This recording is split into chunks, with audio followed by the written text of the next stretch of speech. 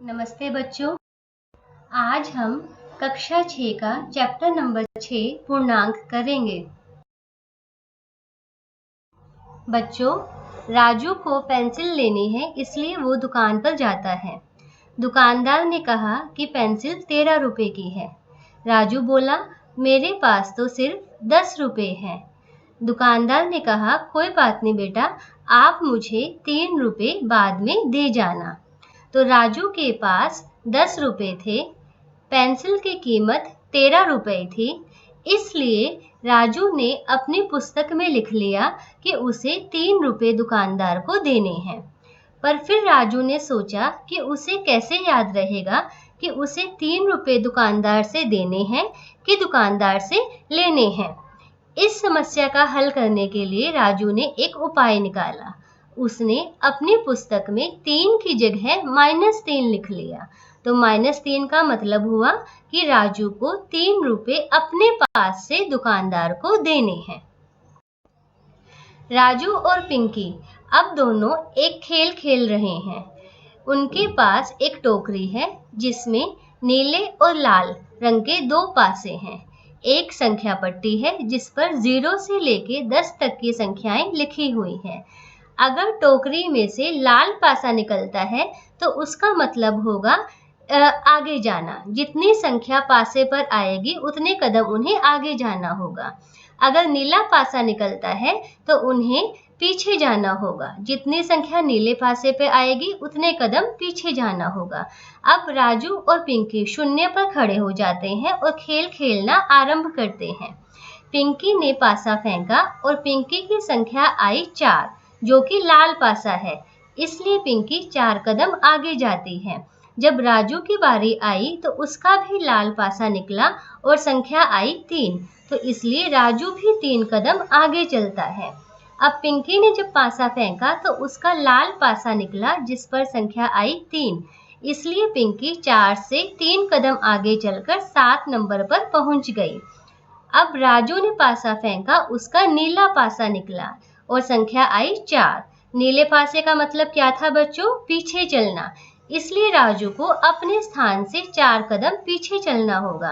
अब राजू 4 कदम पीछे चलता है, तब 0 पे आके रुक जाता है, क्योंकि चौथा कदम रखने के लिए उनके पास जगह ही नहीं है, कोई संख्या नहीं है।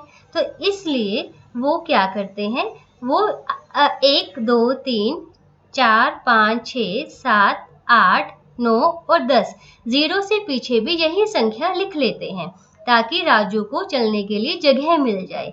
लेकिन अब देखो बच्चों क्या हुआ कि 0 के दाएं और 0 के बाएं हमारे पास समान संख्याएं हो गई। इन संख्याओं में अंतर लाने के लिए हम क्या करते हैं, 0 से पीछे वाली संख्याओं पर माइनस साइन लगा देते हैं। मतलब क्या हुआ, 0 से आगे जाना धनात्मक पूर्णांक और 0 से पीछे जाना ऋणात्मक पूर्णांक। तो बच्चों हमने सीखा 0 से दाएं जाना मतलब धनात्मक पूर्णांक और 0 से बाएं जाना मतलब ऋणात्मक पूर्णांक। बच्चों अब हमारे पास एक इमारत है, हम जमीन पर खड़े हैं। ये इमारत ऐसी है जिसके कि कुछ फ्लोर जमीन के ऊपर हैं और कुछ फ्लोर जमीन के नीचे हैं। तो हम जमीन पर खड़े हैं और अगर हमें चौथे नंबर के फ्लोर पर जाना है तो हम लिफ्ट में बैठकर कौन सा बटन दबाएंगे, क्योंकि हमें चौथे नंबर के फ्लोर पर जाना है तो लिफ्ट हमें जमीन से 4 कदम ऊपर लेके जाएगी और हम संख्या दबाएंगे 4।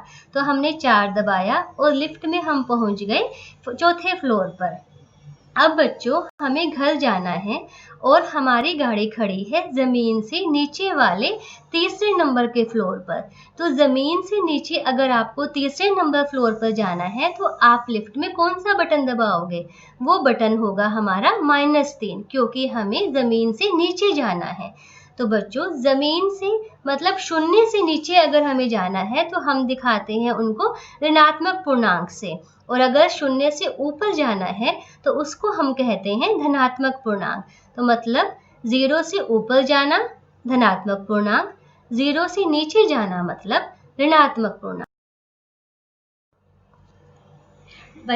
बच्चों हमने सीखा कि 1, 2, 3, 4 इत्यादि जो भी संख्याएं हैं उनको हम कहते हैं प्राकृत संख्याएं। शून्य से तो आप परिचित ही हैं। जब शून्य और प्राकृत संख्याएं मिल जाती हैं मतलब 0, 1, 2, 3, 4 और आगे की संख्याएं मिलकर क्या बनाती हैं? पूर्ण संख्याएं। ऋणात्मक पूर्णांक के बारे में अभी हमने सीखा है जो कि होते हैं -1, -2, -3, -4 इत्यादि। जब ऋणात्मक पूर्णांक पूर्ण संख्याओं में मिल जाते हैं तो वो हमारे बन जाते हैं पूर्णांक। तो पूर्णांक में हमारे पास रहेगा शून्य, प्राकृत संख्याएं, पूर्ण संख्याएं और ऋणात्मक पूर्णांक। तो ये सब मिलके हमारा बना देते हैं पूर्णांक। धन्यवाद बच्चों।